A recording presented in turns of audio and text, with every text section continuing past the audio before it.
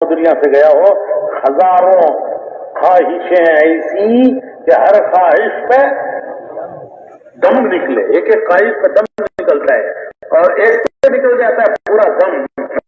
ایک ہی تو دم ہے، کتنے دم ہے، اور ایسے کتنی خواہشیں ہیں، ہزاروں خواہشیں ایسی کہ ہر خواہش پہ ایک ایک کے بھی پورا نہیں ہوتی. دنیا میں اللہ تعالیٰ نے ایک آدمی آج تک ایسا نہیں جس کی خواہشیں پوری اور مشہور بادشاہ ہے سکندر، اس نے اپنا ایک مقصد کیا، اپنا مقصد خود بتائیے،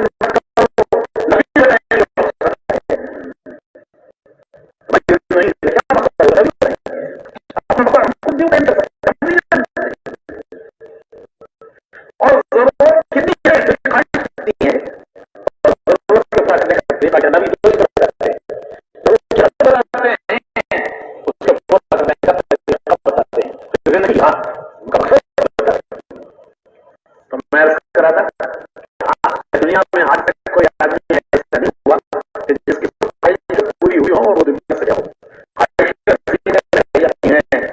اور آدمی زمین میں دفن ہو جاتا ہے.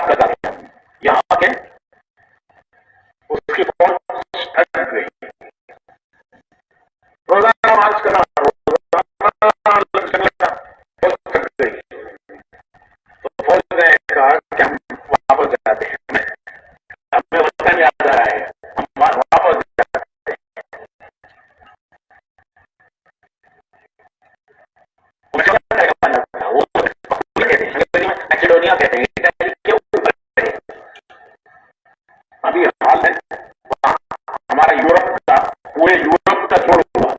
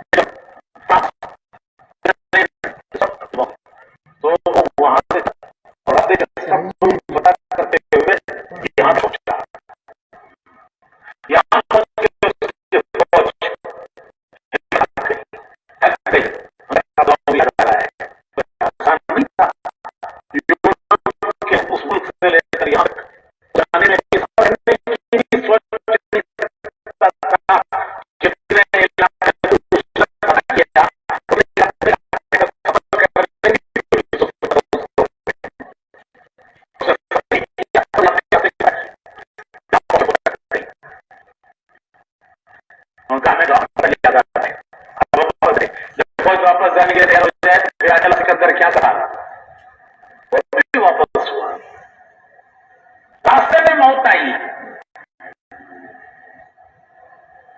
وطن جانے کے راستے میں موت آئی. وہ بڑا سمجھدار تھا، پڑھا لکھا تھا، وہ سمجھ گیا کہ موت کا وقت آ گیا ہے.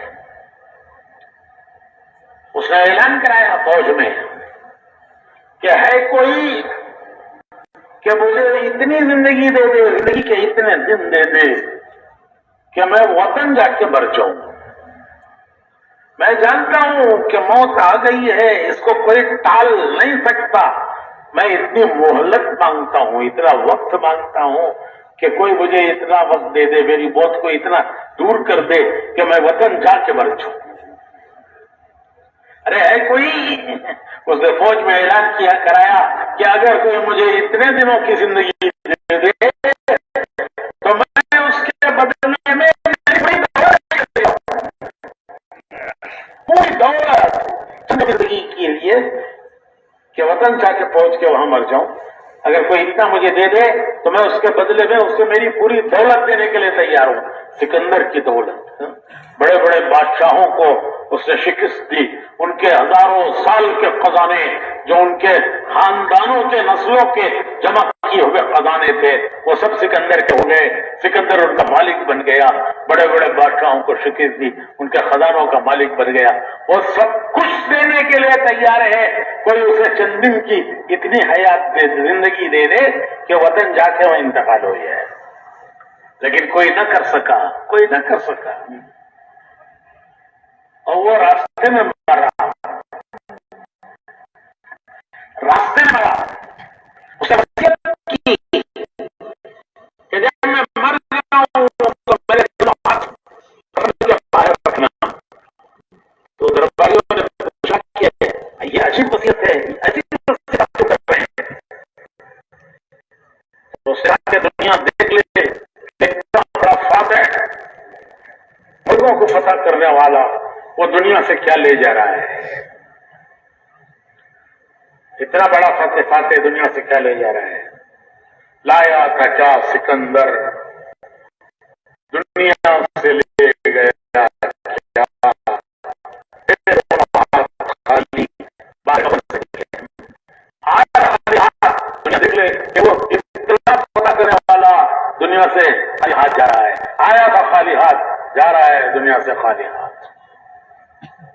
حسرت کی موت ہے, حسرت کی موت ہے.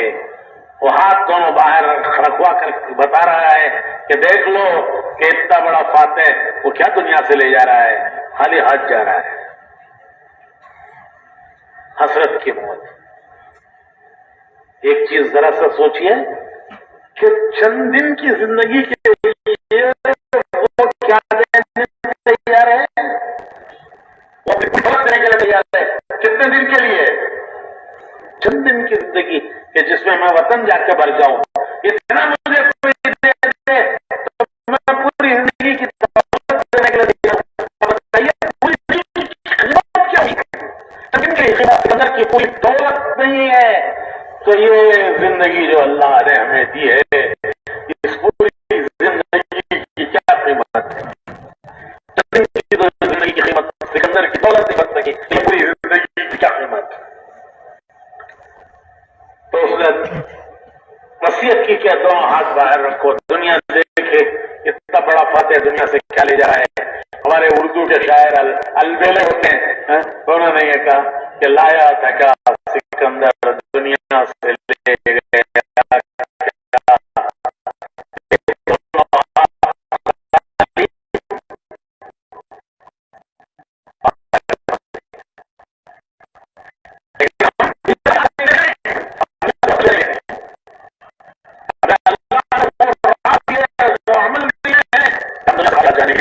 ایک دوسرا نمونہ سنیے.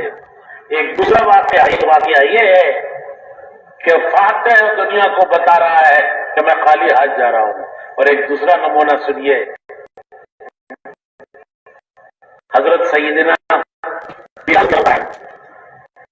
انتقال کا وقت آیا, بیوی رونے لگی, پاس بیٹھی رونے لگی کہ میرے شوہر دنیا سے جا رہے ہیں. واہ کربا, واہ کربا, ایسے رنج و غم کا وقت ہے, میرے شوہر دنیا سے جا رہے ہیں. کیسے شوہر حضور کے حضرت خادم, مسجد نبوی کے مؤذن, اسلام کے پہلے مؤذن, اسلام کے پہلے مؤذن, مسجد نبوی کے مؤذن, حضور کے ہر وقت کے خادم. اس سے بڑھ کر رنج و غم کا کیا وقت ہوگا کہ وہ دنیا سے جا رہے ہیں. بیوی کہنے لگی واہ کربا, واہ کربا, کیسے رنج و غم کا وقت ہے. حضرت بلال سنتے ہیں بیوی کی آواز کو اور جواب دیتے ہیں کہ یہ رنج و غم کا وقت نہیں ہے, یہ خوشی کا وقت ہے.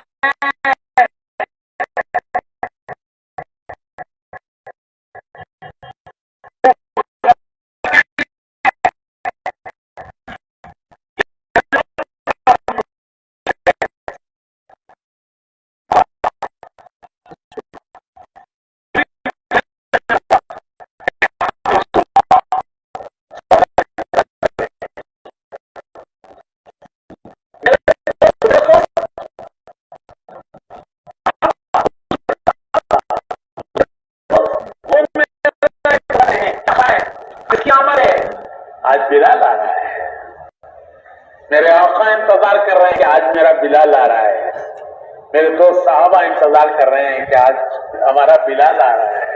تو یہ رنج و غم کا وقت ہے یا خوشی کا وقت ہے؟ تو غلط کہہ رہی ہے، یہ رنج و غم کا وقت نہیں ہے۔ ابھی تھوڑی دیر میں دنیا سے جاؤں گا اور آخرت میں پہنچوں گا، وہاں میرے آقا انتظار کر رہے ہیں، میرے دوست انتظار کر رہے ہیں۔ جیسے مثال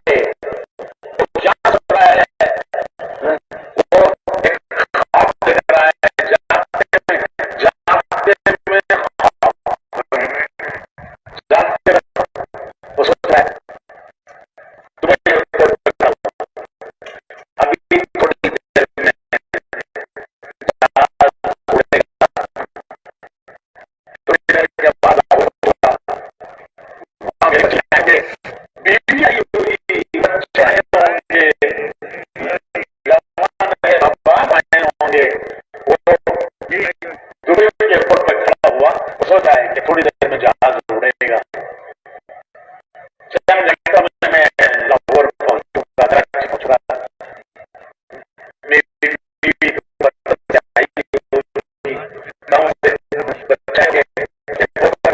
بال کے لیے آئے ہوئے ہوں گے اور گھر میں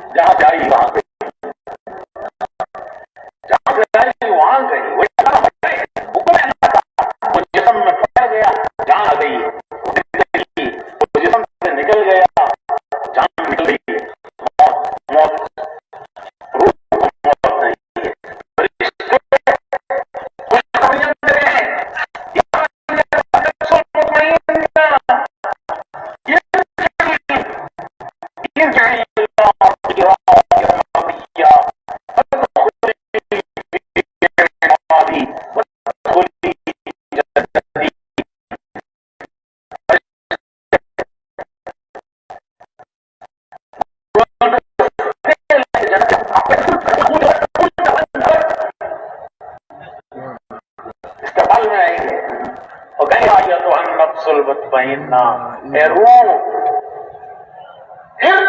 چلو چلو، کہاں چلو؟ الى ربک راضیۃ مرضیہ، اس رب کی طرف اس حال میں کہ وہ تم سے راضی، تم اس سے راضی۔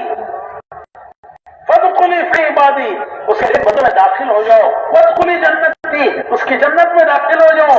فرشتے خوشخبریاں دے رہے ہوں گے اور اس کی روح ایسے نکل آئے گی جسم سے جیسے آٹے میں سے بال نکل آتا ہے۔ تو میرے بھائیوں، یہ ایک مختصر زندگی اللہ نے دی ہے، امتحان کے لیے دی ہے۔ دنیا کی زندگی آزمائش ہے، امتحان ہے۔ اس دنیا کا نام ہے دارالامتحان۔ یہ امتحان امتحان ہے، یہاں اللہ نے امتحان کے لیے بھیجا ہے. امتحان لینے والے اللہ، امتحان لینے والا بندہ، امتحان کی جگہ دنیا اور امتحان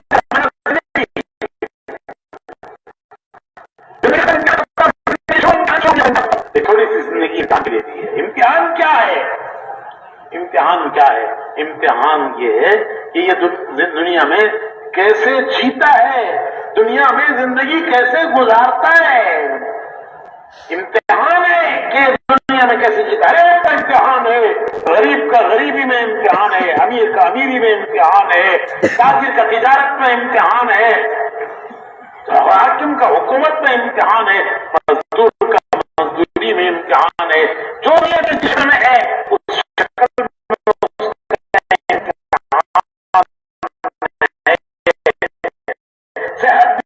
امتحان ہے، لمحے آتے ہیں وہ بھی امتحان ہے، غم کے لمحے آتے ہیں وہ بھی امتحان ہے.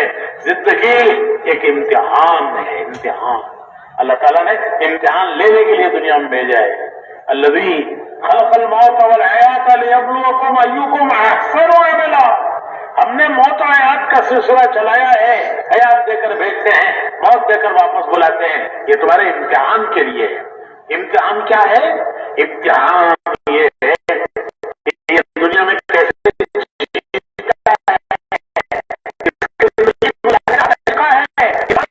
کہ حالات پہاڑوں کی طرح ہوں، سمندروں کی طرح گہرے ہوں، تو بھی وہ اللہ کی رحمت پر امید رکھے، بھروسہ رکھے، کبھی امید نہ چھوڑے کہ مالک بڑا مہربان ہے. ہمارا مولا بہت مہربان ہے، بڑا مہربان مالک ہے. تو حالات اللہ سے مانگنا نہیں ہے، اللہ سے عافیت مانگنی ہے. ایک صحابی آئے حضور کی خدمت میں، بڑا برا حال تھا، بڑا برا حال تھا. حضور نے ان سے پوچھا کہ کیا تمہارا برا حال بنا ہوا ہے، تم نے اللہ سے کیا مانگا؟ تو وہ صحابی کہنے لگے میں نے اللہ سے صبر مانگا. تو حضور نے فرمایا کہ صبر مانگا تو مصیبت مانگی. ارے مصیبت آئے گی جبھی تو صبر کرے گا. تو تم نے صبر مانگا تو مصیبت مانگی، کیوں مانگا تم؟ تو انہوں نے عرض کیا کہ حضور پھر میں کیا مانگوں؟ تو حضور نے فرمایا اللہ سے عافیت مانگو. اللہم انی اسألک العفو والعافیہ فی الدنیا والآخرہ. اللہ سے عافیت مانگو. کیوں؟ کہ ہم امتحان کے قابل نہیں ہیں. اللہ سے عافیت مانگنا. اور حالات آئیں تو علماء نے لکھا ہے کہ مومن کا کام ہے کہ ہر حال میں وہ اللہ سے امید رکھے، اس پر بھروسہ رکھے، اس پر امید رکھے. کبھی کسی حال میں چاہے وہ پہاڑوں کی طرح ہوں، چاہے وہ سمندر کی گہرائیوں کی طرح ہوں، وہ کبھی اللہ سے مایوس نا امید نہ ہو. تو بھائیوں میں عرض کرا تھا کہ امتحان تو سب کا ہوگا. ہاں، ہر ایک کا امتحان اس کے ظرف کے اعتبار سے، اس کی استعداد کے اعتبار سے. بڑوں کا امتحان ان کی ایمان کی بڑائی کے اعتبار سے، اور ہمارا ایمان ہمارے ایمان کی کمزوری کے اعتبار سے. گھڑا خریدتے ہیں، پہلے زمانے میں تانبے کے گھڑے ہوتے تھے، سو بجا بجا کے خریدتے تھے. تو گھڑا خریدتے ہیں تو اس کو ڈھول بجا کے خریدتے ہیں. تانبے کے گھڑے کو بھی بجا کے دیکھتے ہیں، اور مٹی کے گھڑے کو بھی بجا کے دیکھتے ہیں. لیکن جتنے زور سے تانبے کے گھڑے کو بجاتے ہیں، اگر اتنے ہی زور سے مٹی کے گھڑے کو بجا کے دیں گے تو کیا ہوگا؟ جتنے زور سے تانبے کے گھڑے کو بجا کے دیکھا ہے، اگر اتنے ہی زور سے مٹی کے گھڑے کو بجائیں گے تو کچھ بھی نہیں بچے گا. وہ گھڑے ہی تو بجائے گا، بچے گا ہی نہیں کچھ. تو اللہ پاک بھی بجاتے گئے، بجا کے دیکھتے ہیں ہر ایک کو اس کے ظرف کے اعتبار سے، ہر ایک کو اس کے ظرف کے اعتبار سے. بڑوں کا امتحان بڑا تھا، ہمارا امتحان مٹی کے گھڑے کا امتحان ہے. لیکن ہے امتحان تانبے کے گھڑے کا بھی اور مٹی کے گھڑے کا بھی. تو نیکوں کے امتحان میں اور گناہگاروں کے امتحان میں فرق یہ ہے کہ نیکوں کی ابتدا ہے नागवारियों से, मुश्किलात से, और इंतहा है कामयाबी। और गुनाहगारों की इब्तिदा है मजे उड़ाना, ऐश करना, मजे उड़ाना, और इंतहा है नाकामी।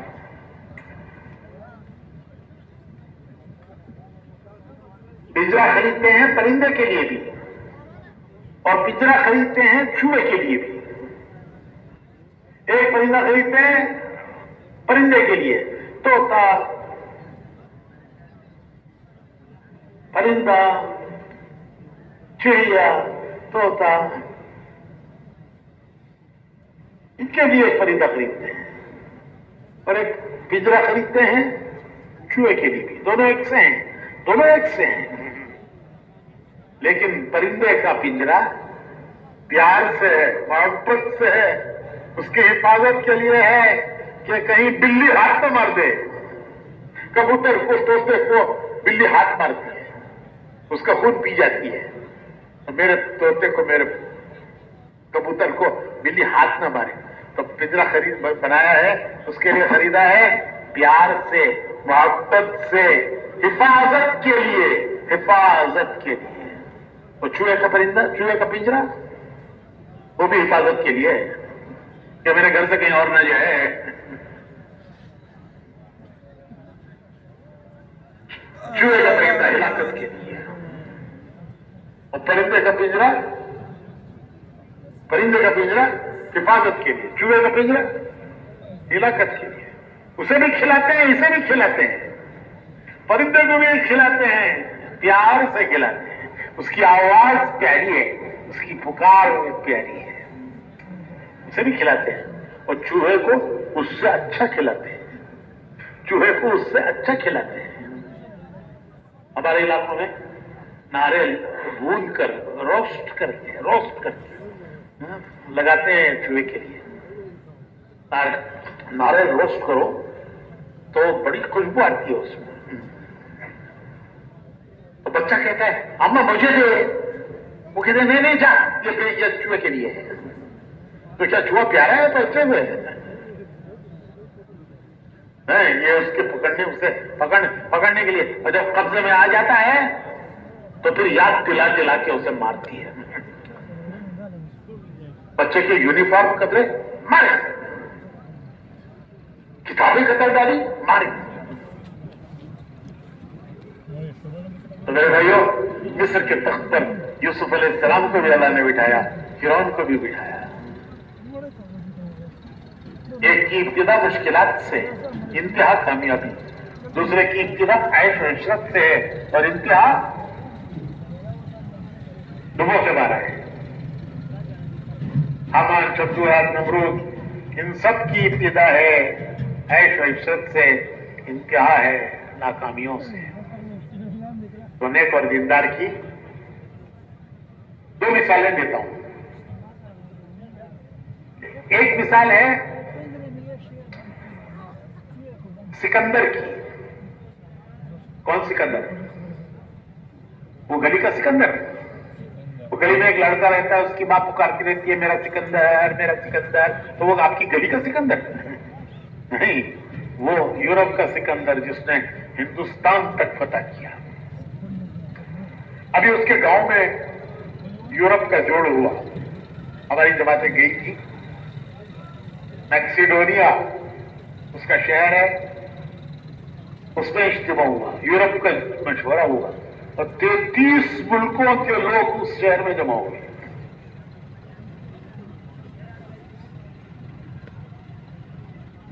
तो वो सिकंदर जिसने हिंदुस्तान तक फतह किया, बड़े बड़े बादशाहों को शिकस्त दी, उनको तख्तों से उतारा, उनके हजारों साल के जमा किए हुए उनके बाप दादा, सक्कड़ दादा के जमाने के खजाने, खानदानी खजाने जो उन बादशाहों ने जमा कर रखे थे, वो सिकंदर ने लूट लिए। बड़ी बड़ी कोई फौज उसके सामने ठहर नहीं सकी।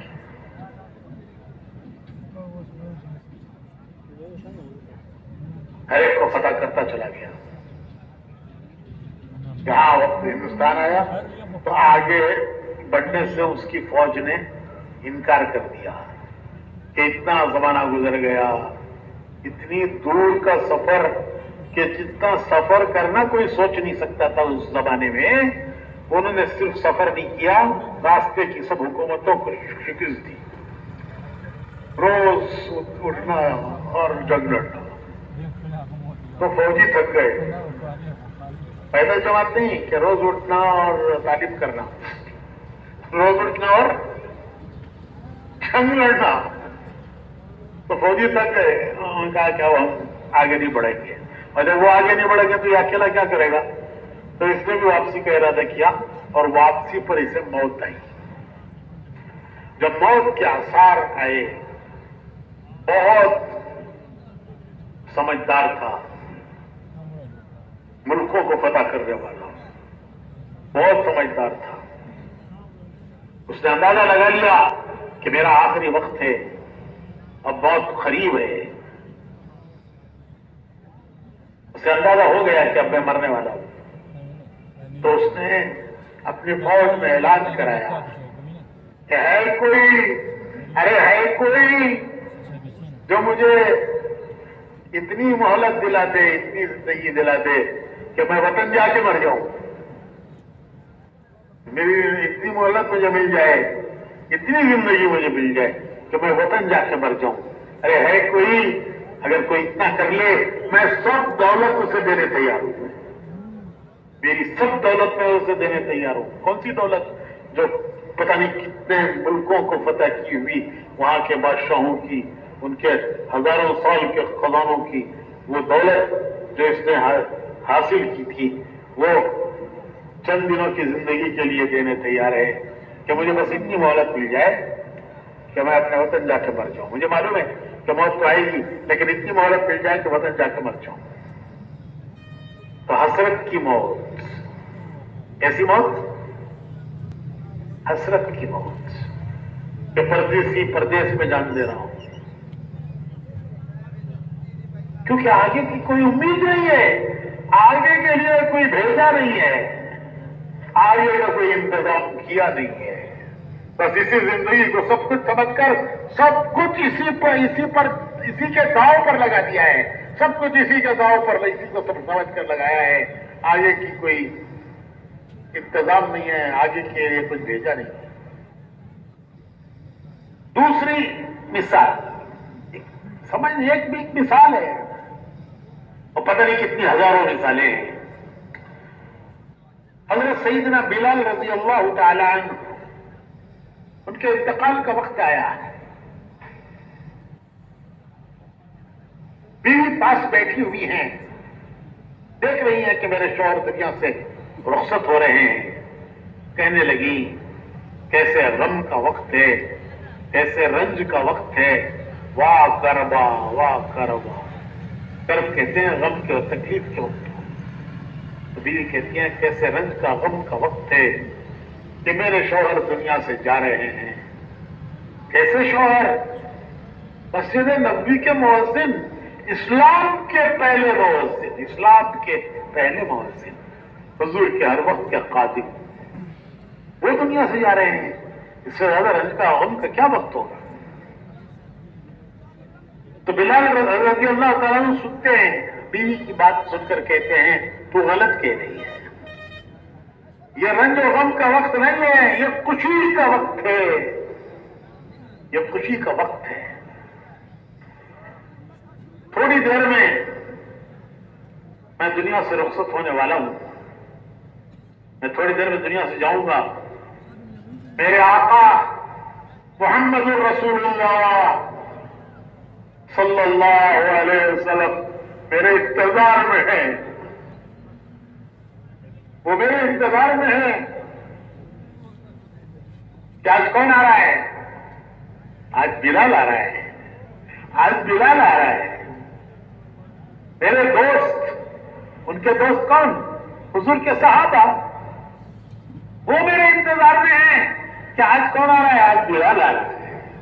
میرے دوست میرا انتظار کر رہے ہیں، صحابہ، میرے آقا محمد رسول اللہ सल्लल्लाहु अलैहि वसल्लम मेरा इंतजार कर रहे हैं कि आज बिलाल आ रहा है। जैसे हमारे बहुत से घरों में लोग बाहर के मुल्कों में काम करते हैं, अमारात में, कतर में, सऊदीया में, कतर में, अमारात में, कुवैत में, जब उनके आने का दिन होता है तो घर में क्या खुशियां होती हैं कि आज फुला आ रहे हैं। बीवी कहती है आज मेरा शौहर आ रहा है, बाप कहता है आज मेरा बेटा आ रहा है, बीवी कहती है मेरा शौहर आ रहा है, माँ कहती है आज मेरा बेटा आ रहा है, बाप कहता है मेरा बेटा आ रहा है। अभी थोड़ी देर में लाहौर एयरपोर्ट पे उतरेगा, इस्लामाबाद एयरपोर्ट पे उतरेगा, और थोड़ी देर में घर पहुंचेगा। घर में बिरयानी पक रही है, घर में बिरयानी पक रही है, क्या आज बेटा आ रहा है, शौहर भी कहते शौहर आ रहा है। इधर ये खुश उधर वो खुश कि थोड़ी देर में मैं घर पहुंचूंगा, वह मेरा पूरा कुंबा मेरे इंतजार में, खुशियों में मेरे लिए खाने तैयार करके बैठा हुआ है। तो ये कैफियत है हजरत बिलाल की। कहते हैं कि थोड़ी देर में, अभी थोड़ी देर में जाऊंगा और वहां मेरे आका मोहम्मद रसूलुल्लाह सल्लल्लाहु अलैहि वसल्लम वो मेरा इंतजार कर रहे हैं कि आज मेरा बिलाल आ रहा है। साहबा इंतजार कर रहे हैं कि आज में हमारा बिलाल आ रहा है। तो भाइयों, इब्तिदा मशक्कतों से, मुश्किलों से, क्या क्या मशक्कतें, क्या क्या मुश्किलें उठाई, वो तो तारीख है। और इंतहा कामयाबी, इंतहा कामयाबी। दीनदारों की इब्तिदा नागवारियों से इंतहा कामयाबी। थोड़ी सी नागवारियां हो, घबराना नहीं है कि इनसे गुजार कर फिर अल्लाह पाक को मरहलों से ले जाते हैं। इंशाअल्लाह इंतहा कामयाबी है। तो ये इम्तिहान है कि कौन सा रास्ता इख्तियार करते हैं, कौन सा रास्ता इख्तियार करते हैं, किस राह को इख्तियार करते हैं। दुनिया में जीने के दो रास्ते हैं, कोई तीसरा रास्ता नहीं है। दो ही रास्ते हैं जीने के, दो रास्ते दुनिया में जिंदगी गुजारने के, दो रास्ते। एक रास्ता हम देखेंगे कि हमारा मालिक क्या चाहता है, हम नहीं देखेंगे हमारा जी क्या चाहता है, हम नहीं देखेंगे जमाना क्या चाहता है, हम नहीं देखेंगे दुनिया वाले क्या चाहते हैं, हम नहीं देखेंगे कि हमारा नफ्स क्या चाहता है, दुनिया वाले क्या चाहते हैं, जमाना क्या चाहता है, जमाना क्या कर रहा है। लोग कहते हैं जमाने को देख के चलो, हालात को देख के चलो। नहीं, हम तो हुक्म को देख के चलेंगे। हम नहीं देखेंगे दुनिया क्या चाहती है, जमाना क्या चाहता है, हम देखेंगे हमारा मालिक क्या चाहता है, क्योंकि हमने उसको मालिक माना है। हमने अहद किया है ला इलाहा इल्लल्लाह मुहम्मदुर रसूलुल्लाह, हमने अहद किया है। हमारे पैदा होते ही सबसे पहले हमारे एक कान में अजान दी गई है, हमारे एक कान में इकामत पड़ी गई है कि तुम्हारे तुम दुनिया में आए हो, यहां जीने का ये रास्ता है, ये रास्ता है, ये तुम्हारी जिंदगी का दस्तूर है, ये तुम्हारी दुनिया में जीने का रास्ता है। एक कान में सबसे पहले अजान दी गई, एक कान में इकामत पड़ी गई। ये इसको सामने रखकर दुनिया में जीना है कि हमसे अहद लिया गया है, आलम अरवाह से लिया गया है और याद दिलाया गया है। दुनिया में आते ही अहद लिया गया, आलम अरवाह में दुनिया में आते ही याद दिलाया गया कि इस अहद को याद रख के चलो, ये रास्ता है तुम्हारे दुनिया में जीने का। तो दुनिया में जीने के दो रास्ते हैं। एक रास्ता ये है एक रास्ता ये है कि आदमी अपनी ख्वाहिशात को देख के चले। क्या करेंगे? क्या करेंगे? वो करेंगे जो हमारा जी चाहता है, वो करेंगे जो हमारा जी चाहता है। नहीं, हमने एक अहद किया है, हम वो करेंगे जो हमारा रब चाहता है। मौलाना इलियास साहब रहमतुल्लाह अलैह फरमाया करते थे कि ये मेहनत जी चाही से निकलने की है और रब चाही की तरफ आने की है। ये सारी मेहनत जो हो रही है, ये सारी मेहनत जी चाहियों से فرمایا کرتے تھے جی چاہیوں سے نکلنے کی ہے. ارے بھائی جی کیا نہیں چاہتا, دل کیا نہیں چاہتا, جی کیا نہیں چاہتا, وہ سب چاہتا ہے, سب چاہتا ہے, لیکن خواہش کوئی ایک نہیں ہوتی. ہزاروں خواہشیں ایسی کہ ہر خواہش پہ دم نکلے, ایک ایک پہ دم نکلتا ہے. ایسی ہزاروں ہیں, ہزاروں خواہشیں ایسی کہ ہر خواہش پہ دم نکلے. بہت نکلے میرے ارمان, لیکن پھر بھی کم نکلے. آدمی ایک ایک ارمان پر اپنی زندگی لگا دیتا ہے, اور وہ ارمان پورے نہیں ہوتے. وہ انہیں ارمانوں کو لے کر زمین کے سینے میں دفن ہو جاتا ہے. اپنے ارمانوں کو اپنے سینے کے صندوق پہ بند کر کے زمین کا پیوند بن جاتا ہے. تو ایک راستہ ہے. اور مولانا ایسا فرماتے تھے کہ یہ ساری محنت جی چاہیوں سے نکلنے کی ہے. بہت کچھ جی چاہتا ہے ان سے نکلنے کی ہے, اور رب چاہی کی طرف آنے کی ہے. جی چاہیوں سے نکلنے کی ہے, رب چاہی کی طرف آنے کی ہے. تو میرے بھائیوں, یہ ہمارا راستہ نہیں ہے. ہم نہیں دیکھیں گے ہمارا جی کیا چاہتا ہے, ہم نہیں دیکھیں گے دنیا کیا چاہتی ہے, ہم نہیں دیکھیں گے زمانہ کیا چاہتا ہے, ہم دیکھیں گے ہمارا رب کیا چاہتا ہے.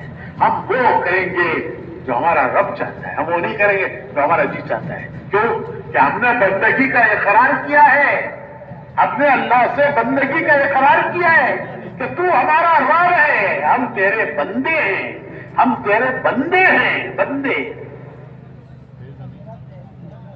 بندگی بہت بڑا اعزاز ہے.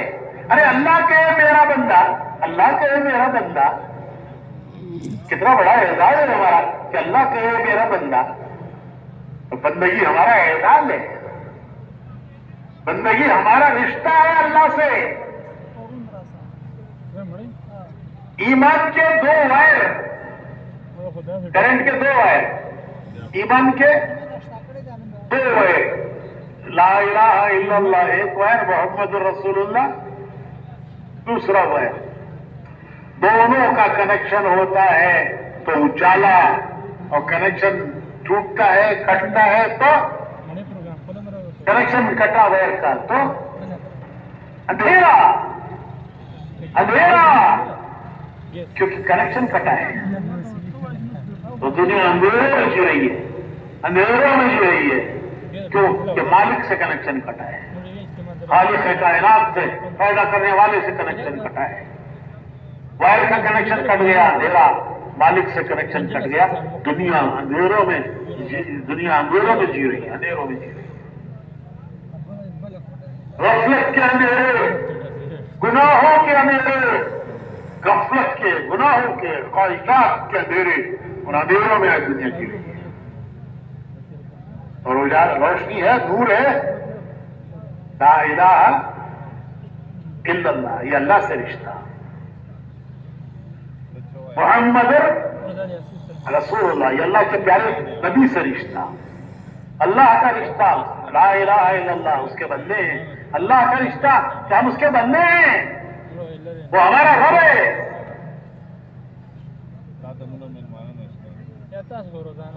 اللہ تعالیٰ فرماتے ہیں کہ میرے پیارے نبی, اگر میرے بندے آپ سے پوچھیں کہ ہمارا اللہ کہاں ہے,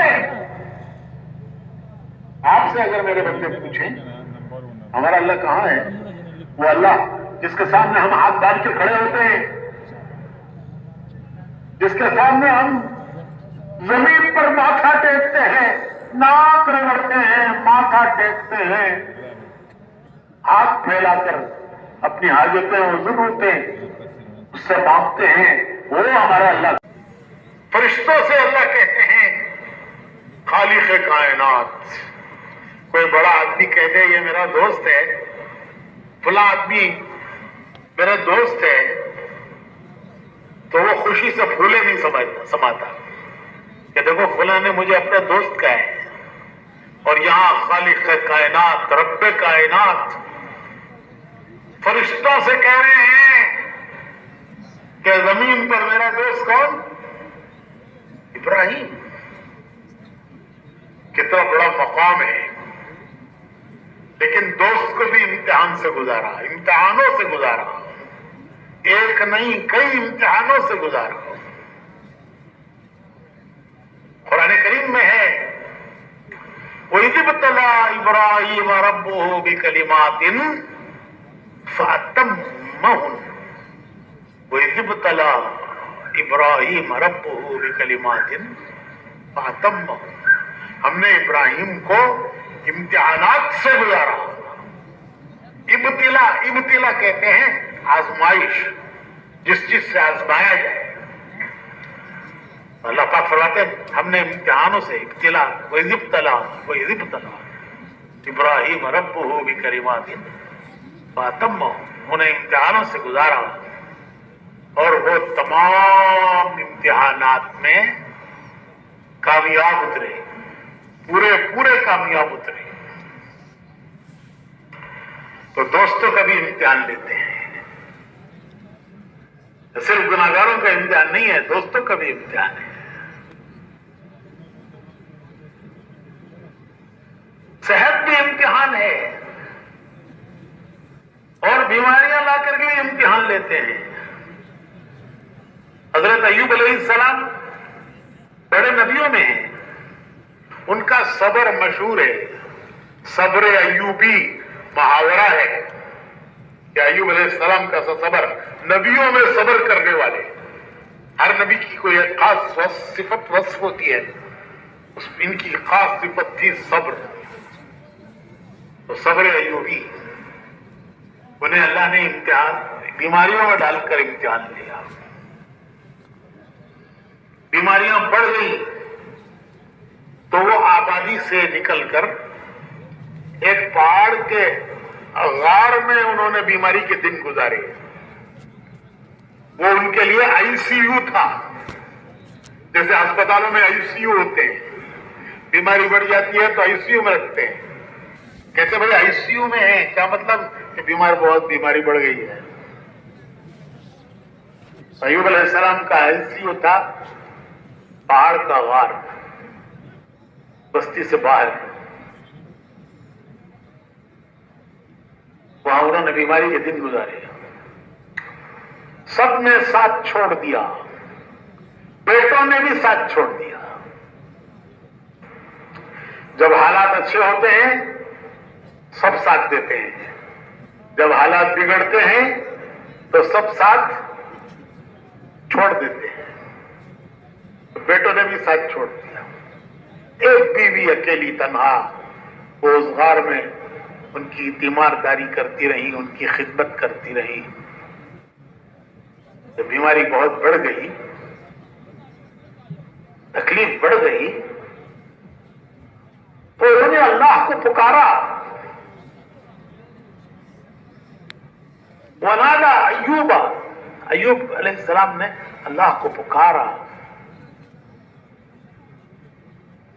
ربی انی مسنی الضر وانت ارحم الراحمین، اے میرے اللہ اس بیماری میں میری تکلیف بہت بڑھ گئی ہے، مجھے اس بیماری میں بہت تکلیف پہنچائی ہے،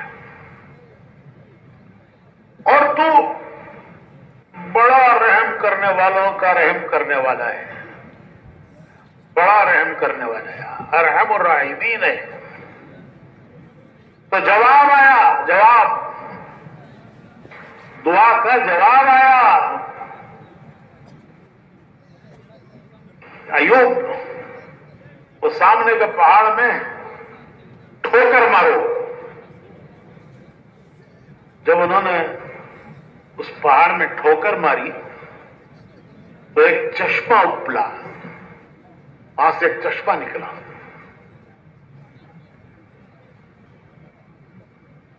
جیسے اسماعیل علیہ السلام کی ایڑیوں کی رگڑ سے زمزم نکلا، تو ایوب علیہ السلام کی ٹھوکر سے چشمہ نکلا۔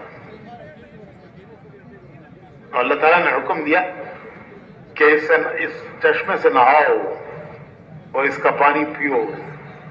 جب انہوں نے نہایا اور اس کا پانی پیا تو سب بیماریاں دور ہو گئی۔ وہ چشمہ آج بھی ہے، وہ غار بیمار بھی ہے وہ چشمہ بھی ہے. ترکی میں ایک شہر ہے عرفہ، اس شہر کے پاس پہاڑوں میں وہ غار ہے، وہ چشمہ ہے. تو لوگ وہاں کا پانی کینوں میں بھر بھر کے لے جاتے ہیں کہ اس کی برکت سے ہمارے بیمار اچھے ہو جائیں گے. پیتے بھی ہیں، کینوں میں بھر کے لے بھی جاتے ہیں. تو ہم نے بھی پیا وہ پانی، ہم نے بھی پیا. ایسا ٹھنڈا میٹھا پانی کہ آپ کا اقوا پینا چھٹ مارتا ہے. اس کے سامنے یہ بوتلوں کا پانی چھٹ مارتا ہے، ایسا ٹھنڈا میٹھا پانی. تو نبیوں کو امتحانات سے گزارا. ایک ساتھ مجھ سے کہنے لگے کہ صاحب کیا بتائیں، ہمارے یہاں کے فلاں کارکن بڑے اچھے کام کرنے والے، کیسی قربانیاں دینے والے، پیدل جماعتوں میں پھرے، ملکوں میں گئے، 4 مہینے کتنی مرتبہ لگائے، نیک آدمی، پرہیزگار، نمازی، پرہیزگار، ذکر دعا کرنے والے. مولوی صاحب ان کو کرونا ہو گیا. تعجب سے کہنے لگے ان کو کرونا ہو گیا. ارے یہ تو بھائی دنیا ہے، یہاں سب کو ہوگا. وہ تو جنت ہے جہاں کوئی کرونا نہیں ہے، نہ وہاں کوئی کووڈ ہے، نہ وہاں کوئی کرونا ہے. وہ تو مزے اڑانے کی جگہ ہے. خواہشہ پوری کرنے کے لیے اللہ نے دنیا نہیں بنائی ہے، جنت بنائی ہے. یہاں امتحان سے ہو جاؤ اور وہاں اللہ کی نعمتوں میں داخل ہو جاؤ. جب روح نکالنے کے لیے فرشتے آئیں گے، جب فرشتے روح نکالنے کے لیے آئیں گے تو کہیں گے ارجعی الی ربک راضیۃ مرضیہ فادخلی فی عبادی وادخلی جنتی. تو فرشتے کہیں گے چل رب کریم کی بارگاہ کی طرف چل. ارجعی الی ربک راضیۃ مرضیہ، چل رب کریم کی بارگاہ کی طرف چل، ایسے رب کی طرف کہ وہ تجھ سے راضی، تو اس سے راضی. راضیۃ مرضیہ، وہ تجھ سے راضی، تو اس سے راضی. فادخلی فی عبادی، اس کے نیک بندوں میں داخل ہو جا اور اس کی جنت میں داخل ہو جا. حدیث میں شریف میں آتا ہے اس کی روح جسم سے ایسے نکل آئے گی جیسے آٹے میں سے بال نکل آتا ہے. تو بھائیوں، زندگی امتحان کی گھڑیاں ہیں. یہاں دنیا میں آنے سے پہلے تمام روحوں نے عہد کیا تھا. عالم ارواح کہتے ہیں جہاں روحیں ہیں. قیامت تک آنے والے انسانوں کی روحیں آج ہیں عالم ارواح میں. سب روحوں کو اللہ نے ایک ساتھ پیدا کیا، پھر اپنے اپنے وقت پر ان کو جسم دے کر دنیا میں بھیجتے ہیں. لیکن تمام انسان قیامت تک کے آنے والے انسانوں کی روحیں عالم ارواح میں ہیں. جب عالم ارواح میں اللہ نے روحوں کو پیدا فرمایا، سب سے ایک عہد لیا. ایک عہد لیا کہ کیا میں تمہارا رب نہیں ہوں؟ اور سب نے اقرار کیا کہ بے شک آپ ہمارے رب ہیں، آپ ہی ہمارے رب ہیں. تو اس اقرار کا امتحان دنیا میں ہے. یہاں بیٹھ کر امتحان لیتے ہیں کہ کتنا اس اقرار پر جمتا ہے اور چلتا ہے اور کتنا اس اقرار کو بھلا دیتا ہے. عالم ارواح کے اقرار کا امتحان دنیا میں ہے. حضرت سیدنا علی رضی اللہ تعالیٰ عنہ فرماتے ہیں کہ عالم ارواح میں جو میں نے اقرار کیا تھا، قالوا بلا، اللہ نے پوچھا کہ میں تمہارا رب نہیں ہوں؟ تو ہم نے سب کی روحوں نے فرعون، حامان، شداد، نمرود، ان سب کی روحوں نے جواب دیا قالوا بلا، بے شک آپ ہمارے رب ہیں. تو حضرت علی فرماتے ہیں کہ وہ جو میں نے عالم ارواح میں اللہ سے عہد کیا تھا کہ بے شک آپ ہمارے رب ہیں، وہ مجھے ایسے یاد ہے جیسے میں نے کل کہا ہو. جیسے کل کی کہی ہوئی چیز آدمی کو یاد رہتی ہے، وہ بھولتا نہیں ہے. تو حضرت علی فرماتے ہیں کہ میں نے عالم ارواح میں جو اللہ کے سوال پر کہ کیا میں تمہارے رب نہیں ہوں، جو میں نے جواب دیا تھا کہ بے شک آپ ہمارے رب ہیں، قالوا بلا، تو وہ قالوا بلا مجھے ایسا یاد ہے جیسے میں نے کل کہا ہو.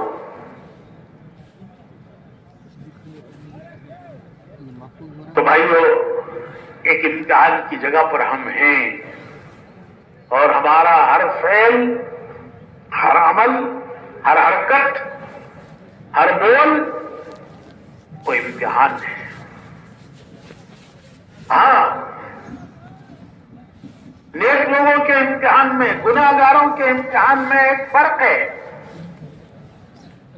نیک لوگوں کے امتحان میں اور گناہ گاروں کے امتحان میں فرق یہ ہے کہ نیک لوگوں کی ابتدا ناگواریوں سے، مشکلوں سے، ناگواریوں سے، اور ان کا انجام کامیابی ہے. ابتدا ناگواریوں سے.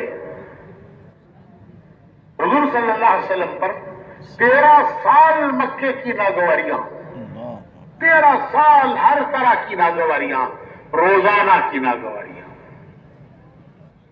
پھر مدینے آئے تو مدینے میں بھی چین سے بیٹھنے نہیں دیا. کبھی بدر ہے، کبھی احد ہے، کبھی خندق ہے، اور انتہا کامیابی. اور نیک لوگوں کی ابتدا مشکلوں سے ہے، ناگواریوں سے ہے، اور انتہا کامیابی. اور گناہ گاروں کی ابتدا وہ عیش و عشرت سے ہے، مزے اڑانے سے ہے، عیش و عشرت، مزے اڑانا، اور انتہا ناکامی. اللہ تعالیٰ نے مصر کے تخت پر فرعون کو بھی بٹھایا، یوسف علیہ السلام کو بھی بٹھایا. مصر کے تخت پر فرعون بھی بیٹھا اور یوسف علیہ السلام بھی بیٹھے. یوسف علیہ السلام کی ابتدا ناگواریوں سے، گھر سے نکالے گئے، بھائیوں نے ترکیب کر کے گھر سے نکالا، قافلے کے ہاتھ بیچا، مصر میں لائے گئے تو ان پر الزام لگا. حالانکہ الزام لگانے والی خود ملزم تھی، لیکن الزام ان پہ لگایا اور ان کو جیل خانے میں ڈالا. 10 سال یوسف علیہ السلام نے جیل خانے میں گزارے ہیں. کتنا سال؟ 10 سال. کیسی ناگواریوں سے گزرے ہیں. باپ چھوٹے، ماں چھوٹی، گھر چھوٹا، پردیس پہ لا کر غلام بنا کر بیچے گئے، اتنا بڑا الزام لگا، پھر جیل میں ڈالے گئے. 10 سال کی جیل، 10 سال گزارے ہیں. اور کوئی کیس نہیں، کیس کی کوئی تاریخ نہیں کہ کب ان کا مقدمہ لیا جائے گا، کب ان کے مقدمے کی تحقیق ہوگی، کب مقدمہ لیا جائے گا، تحقیق ہوگی. ایک پردیسی ہے، جیل خانے میں پڑا ہوا ہے، اس کا کوئی پرسان حال نہیں ہے، کوئی اس کا والی وارث نہیں ہے. دن گزر رہے ہیں، مہینے گزر رہے ہیں، سال گزر رہے ہیں. 10 سال کیسی ابتلا سے گزرے. تو ابتدا ناگواریوں سے اور انتہا پھر حکومت کے تخت پر بٹھائے گئے.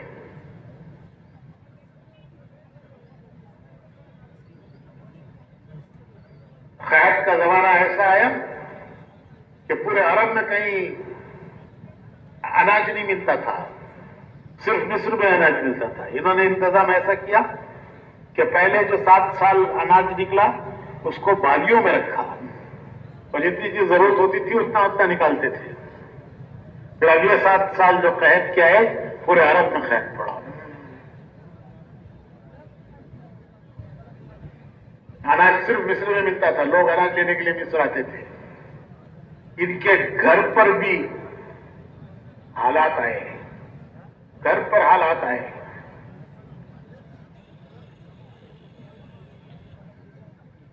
کھانے کے لیے کچھ نہیں رہا گھر میں.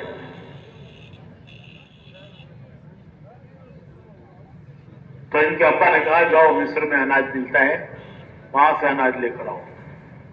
تو اناج لینے کے لیے مصر آئے. نبی کا گھر میں کچھ کھانے کے لیے نہیں رہا. اناج سب ختم ہو گیا، کھیت جل گئے، قحط کی وجہ سے سوکھا پڑا. نبی ہے گھر میں اور ایسی مشکل سے زندگی گزر رہی ہے.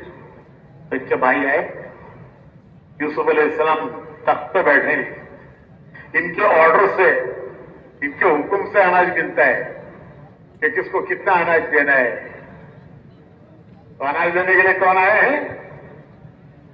بھائی آئے. زمانہ گزر گیا، پتہ نہیں کتنا زمانہ گزر گیا، پچھڑے ہوئے کہ بھائیوں نے ان کو پہچانا نہیں کہ یہ مصر کے تخت پر بیٹھا ہوا ہمارا بھائی ہو سکتا ہے. ہم نے تو بیچ دیا تھا، پھر پتہ نہیں کہاں گیا. یوسف علیہ السلام اپنے بھائیوں کو پہچان گئے، یہ میرے بھائی ہیں. انہوں نے آ کر دربار میں یوسف علیہ السلام سے یہ کہا کہ ہم شریف گھر کے لوگ ہیں، ہمارے گھر پر بہت مشکل پڑی ہے، ہمارے کھیت سوکھ گئے، ہمارے پاس گھر میں کھانے کے لیے کچھ رہا نہیں. جو کچھ ہمارے گھر میں بچا ہوا تھا وہ سمیٹ کر ہم لائے ہیں. جو آپ ہمیں اناج دیں گے یہ اس کی قیمت نہیں ہے، جو ہمارے پاس تھا وہ ہم پیش کر رہے ہیں، اور جو آپ ہمیں اناج دیں گے وہ ہمارے اوپر احسان ہوگا. تو 1 سال اناج دیا، دوسرے سال یہ فرمایا کہ پھر آؤ گے تو پھر اگلے سال کا دیں گے، اور اپنے بھائی کو بھی ایک چھوٹا جو تمہارا چھوٹا ہوا ہے اسے بھی لے کر آؤ. اور جب وہ اناج لینے کے لیے دوسرے سال نکلتے ہیں تو یعقوب علیہ السلام اپنے بیٹوں سے کہتے ہیں کہ بیٹو جب مصر جاؤ تو یوسف کو تلاش کرو. مصر جاؤ تو یوسف کو تلاش کرو، شاید کہ اللہ مجھے اس سے ملنا نصیب کرے. بھائی کہنے لگے کہاں کا یوسف؟ ارے کہاں کا یوسف؟ بڑھاپے میں ایسے ہی خیالات آتے ہیں، بڑھاپے میں آدمی کو ایسے ہی خیالات آتے ہیں. کہاں کا یوسف؟ برسوں گزر گئے، گھر سے بچھڑے ہوئے برسوں گزر گئے. یہ بھی پتہ نہیں زندہ ہے کہ مر گیا، اور زندہ ہے تو کہاں ہے. اور یہ دیکھو بوڑھے میاں کہہ رہے ہیں یوسف کو تلاش کرو. کہاں جا کے سمندر میں تلاش کریں گے مچھلی کو؟ تو حضرت یوسف علیہ السلام کہتے ہیں کہ بیٹو، میرے بیٹو، میں اللہ کی رحمت سے مایوس نہیں ہوں. میں اللہ کی رحمت